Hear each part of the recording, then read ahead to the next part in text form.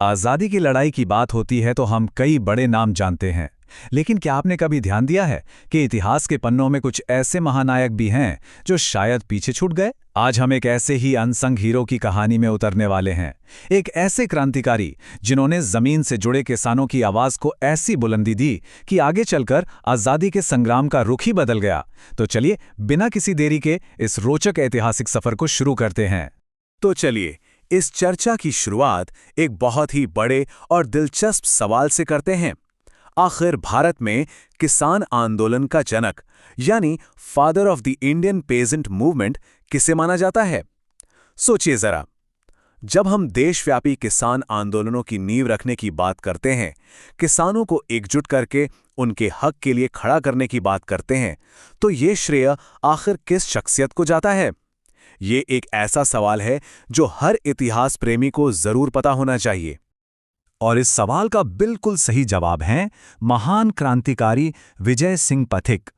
1882 से 1954 के अपने जीवन काल में उन्होंने किसान प्रतिरोध को एक नया आकार दिया। सच कहूं तो इनके व्यक्तित्व की दृढ़ता देखकर ही समझ आता है कि इनका प्रभाव कितना असाधारण रहा होगा।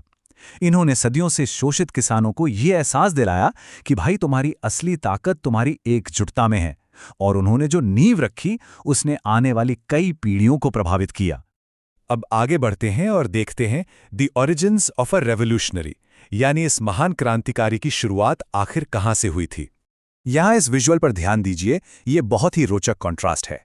एक तरफ 1882 में यूपी के बुलंदशहर के गुथावली गांव में जन्मे एक आम से बच्चे भूप सिंह की कहानी है, और दूसरी तरफ वही भूप सिंह इतिहास में विजय सिंह पथिक के नाम से मशहूर होते हैं, जिनकी मेन कर्मभूमि बनती है राजस्थान।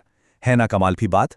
यूपी के एक छोटे से गांव से निकलकर राजस्थान में आज़ादी की अलख जगाना, ये कोई साधारण प्रबलयन नहीं था। अपना नाम बदलना, अपनी जगह बदलना, ये सब एक सोची समझी रणनीति थी, ताकि अलग अलग क्षेत्रों के शोषित वर्गों को जोड़कर एक बहुत बड़ा आंदोलन खड़ा किया जा सके। आगे देखते हैं बिल्डिंग द रेजिस्टेंस। यहां हम उनकी बनाई हुई संस्थाओं और नेतृत्व को समझेंगे। पथिक जी सिर्फ एक क्रांतिकारी नहीं थे, वो एक लाजवाब इंस्टीट्यूशनल बिल्डर थे। उन्होंने ग्राउंड लेवल से चीजों को बनाया, चाहे वो वीर भारत सभा हो या राजस्थान सेवा संघ। उन्होंने ऐसी महान संस्थाओं की स्थापना की जो आगे चलकर क्रांतिकारियों को एकजुट करने का मुख्य केंद्र बन गईं। और सबसे खास बात पता है क्या है? उनका बिजोलिया किसान आंदोलन के साथ जुड़ा गहरा संबंध। ये भारत के इतिहास का सबसे लंबा, अहिंसक और बेहतरीन ढंग से सुसंगठित किसान आंदोलन माना जाता है। उनके नेतृत्व ने बिजोलिया को एक ऐसी मिसाल बना दिया जिसने पूरे देश के किसानों को आगे आने का रास्ता दिखाया। अब जो बात उन्हें सबसे अलग बनाती है वो है उनकी सोच का ये हैरतअंगेज दोहरापन। इसे ध्यान से समझिएगा। एक तरफ किसान आंदोलन के जनक के रूप में वो लाखों किसानों को अहिंसक तरीके से लड़ना सिखा रहे हैं, और वहीं दूसरी तरफ अजमेर में वो आर्म्ड रेवोल्यूशन यानी सशस्त्र क्रांति का संचालन भी कर रहे हैं। वहां क्रांतिकारियों की भर्ती चल रही है, उन्हें कड़ी ट्रेनिंग दी जा रही है। एक ही इंसान जो शांतिपूर्ण आंदोलन की अहमियत जानता है और साथ ही बंदूक और हथियारों की जरूरत को भी बेहतर समझता है। ब्रिटिश हुकूमत और सामंती व्यवस्था दोनों से एक साथ निपटने का उनका ये तरीका सच में बेजोड़ था। और अब आते हैं तीसरे हिस्से पर, अवेकनिंग थ्रू जर्नलिज्म। कैसे उन्होंने पत्रकारिता के जरिए मास जागरूकता फैलाई।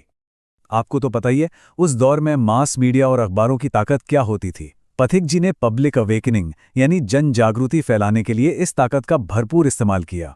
राजस्थान केसरी, नवीन राजस्थान और तरुण राजस्थान जैसे अखबार इसके सबसे बड़े उदाहरण हैं। उन्होंने सरकारी शोषण और अत्याचार के खिलाफ इतने बेबाक तरीके से लिखा जो उस समय अपने आप में बहुत हिम्मत का काम था, क्योंकि कम्युनिकेशन के साधन लिमिटेड थे और सरकार की नज़र हमेशा रहती थी। फिर भी इन अखबारों ने हर घर तक क्रांति की आग पहुंचाई।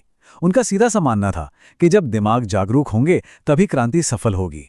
इसलिए उन्होंने कलम की ताकत को किसी तलवार से कम नहीं आंका। तो अंत में एक बड़ा और गहरा सवाल हमारे सामने खड़ा होता है। विजय सिंह पथिक जी का सबसे बड़ा हथियार आखिर क्या था?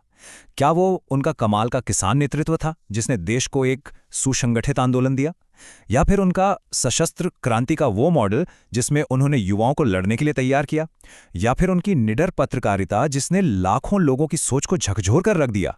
सच तो यह है कि इन तीनों ही पहलुओं ने मिलकर एक आम भूप सिंह को महान विजय सिंह पथिक बनाया।